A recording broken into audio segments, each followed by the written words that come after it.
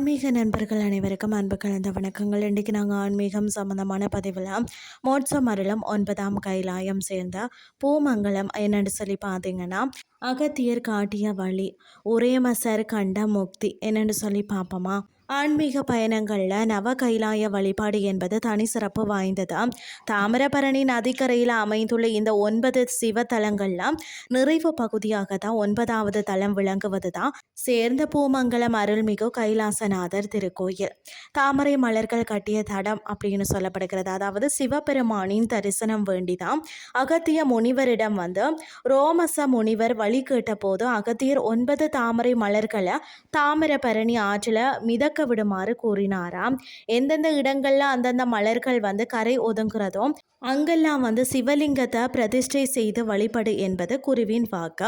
அப்படி ரோமச முனிவர் பார்த்தீங்கன்னா மிதக்க விட்ட 9வது மற்றும் கடைசி மலர் கரை ஒதுங்கிய இடம்தான் இந்த சேர்ந்த பூமங்கலம்.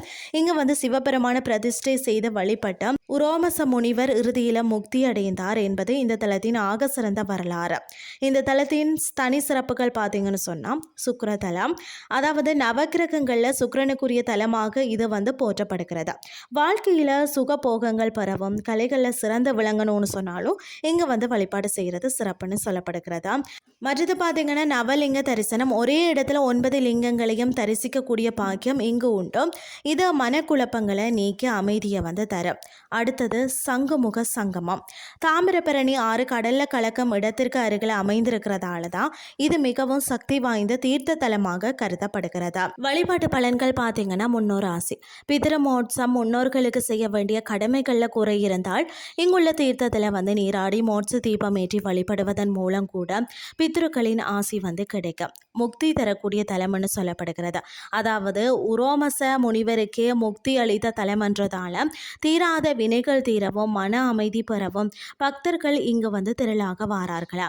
வாழ்க்கை பயணத்தில் ஒரு முறையாவது நவ கைலாயத்தின் இறுதி தலமான இந்த சேர்ந்த பூமங்கலத்திற்கு நீங்களும் சென்று கைலாசநாதரின் அருளையும் சௌந்தரிய நாயகி அம்மனின் கருணையையும் பெற்று வாருங்கள் என்று சொல்லி கூறிக்கொண்டு இன்றைய ஆன்மீகம் சார்ந்த பதிவை நிறைவு செய்து கொள்கிறேன். இதே மாதிரி மற்றும் ஒரு ஆன்மீகம் சார்ந்த பதிவோடு உங்களை சந்திக்கிறேன். நன்றி.